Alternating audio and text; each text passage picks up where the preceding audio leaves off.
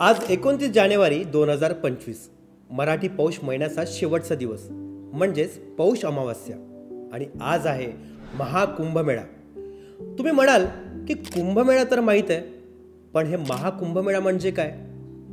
महाकुंभमेळा, पूर्ण कुंभमेळा, अर्ध कुंभमेळा, कुंभमेळा हे सर्व कुंभमेळ्यांचे प्रकार आहेत आणि आजच्या भागात कुंभमेळ्याबद्दल सगळी माहिती मी तुम्हाला सांगणार आहे। तर हा भाग शेवटपर्यंत पहा, कारण भागाच्या शेवटी मी एक तुम्हाला प्रश्न देखील विचारणार आहे। नमस्कार, मी हेमंत हेडाव तुम्हा सगळ्यांचं आमच्या यूट्यूब चॅनलवर स्वागत करतो आणि जगातील सर्वात मोठा भरणारा मेळा म्हणजेच आपल्या कुंभमेळ्याच्या तुम्हाला खूप खूप शुभेच्छा देखील देतो। साधारण कुंभमेळा म्हणजे काय हे आपल्या सर्वांना माहीत आहेच। जेव्हा कुंभमेळा लागतो तेव्हा करोडोच्या संख्येने भारतीय हिंदू या मेळाव्यात एकत्र येतात आणि हा उत्सव साजरा करतात। पण तुम्हाला माहीत आहे का की या कुंभमेळ्याची सुरुवात कधी झाली आणि कुंभमेळा म्हणजे नक्की काय? या मेळ्याला कुंभमेळा असं का म्हटलं जातं? चला या सर्व प्रश्नांची उत्तरे जाणून घेऊया। तुम्हाला ती समुद्र मंथनाची कथा माहीत आहे का? नसेल तर मी सांगतो। बघा, त्याचं असं झालं की इंद्र आणि इतर देवतांना ऋषी दुर्वास यांनी श्राप दिला होता। त्यामुळे सगळे देवता कमजोर झाले होते आणि राक्षसांचं वर्चस्व मोठ्या प्रमाणात वाढले होते। राक्षसांचा जाचाला कंटाळून सर्व देवता भगवान विष्णूंकडे गेले आणि या समस्येवर उपाय मागितला। तेव्हा भगवान विष्णूंनी समुद्र मंथन करण्यास सांगितले। आता बघा, समुद्र मंथनाची सगळी गोष्ट तुम्हाला मी काही सांगत बसणार नाही, त्यावर आपण वेगळा भाग बनवू। तर त्या समुद्र मंथनातून अनेक गोष्टी आल्या ज्या राक्षस आणि देवतांमध्ये वाटण्यात आल्या। त्यातून जेव्हा विष बाहेर आले तेव्हा ते विष भगवान शंकरांनी प्राशन केले आणि त्यानंतर अमृत बाहेर आले। जो हे अमृत पिणार तो अमर होणार। त्यामुळे देव आणि राक्षस यांच्यामध्ये पुन्हा युद्ध सुरू झालं। तब्बल 12 दिवस हे युद्ध सुरू होते। तेव्हा ते अमृत राक्षसांपासून लपून ठेवण्याच्या धावपळीत त्या अमृताचे काही थेंब या धरतीवर पडले। ते अमृताचे थेंब पृथ्वीवर, हरिद्वार, प्रयागराज, उज्जैन आणि आपल्या महाराष्ट्रात नाशिक जिल्ह्यात त्या अमृताचे थेंब पडले आणि त्यामुळे या 4 तीर्थक्षेत्रांवर कुंभमेळा भरवला जातो।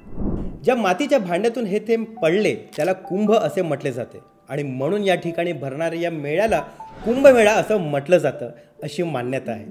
आणि या पवित्र ठिकाणी असलेल्या नद्यांमध्ये ते थेंब पडले, त्यामुळे या नद्यांमध्ये स्नान केल्याने मोक्ष प्राप्त होते। त्यामुळे कुंभमेळा भरला जातो। कुंभमेळा का आणि कुठे साजरा केला जातो हे तुम्हाला समजलं असेलच, सोबतच त्याचं नाव कुंभमेळा का आहे हे देखील समजलं असेल। पण हा नेमके कोणत्या तारखेला आणि कधी साजरा केला जातो हे जाणून घेऊया। बघा, कुंभमेळा हा दर 12 वर्षांनी भरतो।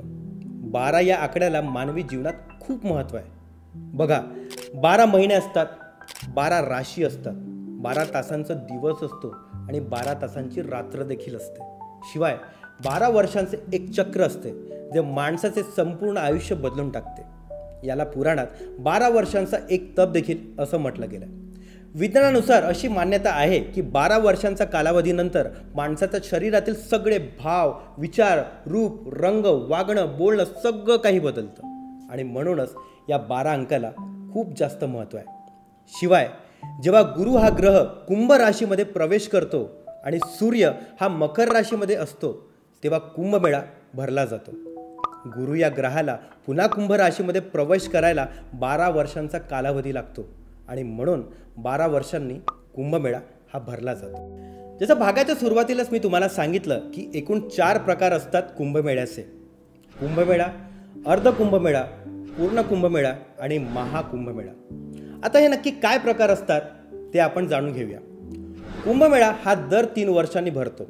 तो हरिद्वार, उज्जैन, प्रयागराज आणि नाशिक येथे 4ही ठिकाणी भरला जातो आणि त्यानंतर पुढील 3 वर्षांनी म्हणजेच 6 वर्षांनी येतो त्याला अर्ध कुंभमेळा असं म्हणतात आणि हा फक्त हरिद्वार आणि प्रयागराज येथेच भरला जातो।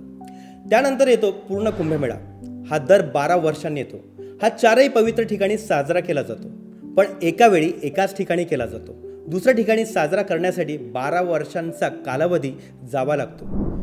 त्यानंतर येतो तो महाकुंभमेळा आणि यावर्षी आता प्रयागराजमध्ये सुरू असलेला कुंभमेळा हा महाकुंभमेळा आहे।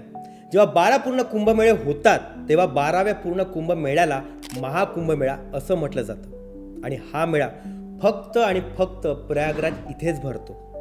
हा महाकुंभमेळा 144 वर्षांनी येतो आणि त्यामुळे या महाकुंभमेळ्याला खूप खूप मान्यता आहे. हा एका माणसाच्या आयुष्यात एकदाच पाहायला मिळतो. तर एखाद्या व्यक्तीला पुन्हा महाकुंभमेळ्यात जायचं असेल तर त्याला 144 वर्षांनी संधी मिळेल, जे की अशक्य आहे. त्यासाठी त्याला दुसरं किंवा तिसरं जन्म घ्यावा लागेल. म्हणून म्हणतोय, अजून वेळ गेली नाही आहे. महाशिवरात्रीपर्यंत हा मेळा आहे. लगेच जाऊन या प्रयागराजला. तुम्हाला एक गोष्ट सांगू, कोणी एक व्यक्ती हे कधीच ठरवत नाही की कुंभमेळा कधी आणि कुठे भरवला जाणार. हे सर्व सूर्य आणि इतर ग्रहांच्या हालचालींवरून ठरवलं जातं. पण करोडच्या संख्येने लोक हजेरी लावतात. या कुंभमेळ्यात सर्वात आकर्षक गोष्ट म्हणजे शाही स्नान. पहाटे एका विशिष्ट मुहूर्तावर नदीत जाऊन स्नान करणे, सूर्याला अर्घ्य अर्पण करणे, याला शाही स्नान असं म्हटलं जातं. हे तुमच्या आमच्या सारख्या साध्या माणसांना शक्य नाही, कारण साधू, महात्मा, ऋषी, अघोरी यांनाच याची मान्यता दिली जाते. त्यांची स्नान झाल्यानंतर सामान्य माणसांना परवानगी दिली जाते. इतक्या मोठ्या मेळ्याचं आयोजन भारतात कोणत्याही निमंत्रणाशिवाय होतं, याचा इतर देशांना देखील अभिमान आहे. कारण इतकी लोक एकत्र मिळून एखादा उत्सव साजरा करणं ही कोणती साधी गोष्ट नाही आहे. म्हणूनच जगातील सर्वात मोठा आणि वेगळा मेळा म्हणजे कुंभमेळ्याकडे पाहिले जाते. बरेच लोक भारताबाहेरून हा अनुभव घेण्यासाठी भारतात देखील येतात. तर मग मंडळी, कसा वाटला आजचा भाग? अहो, ही संधी गेली म्हणून काय झालं? तयारीला लागा. 3 वर्षांनी आपला नाशिकमध्ये भरेल तेव्हा तिथे जाऊन याचा अनुभव घ्या. तर वळूयात आजच्या प्रश्नाकडे. तर आजचा प्रश्न आहे, महाकुंभमेळा हा किती वर्षांनी भरला जातो? खाली कमेंट बॉक्स ओपन आहे, लगेच उत्तर द्या.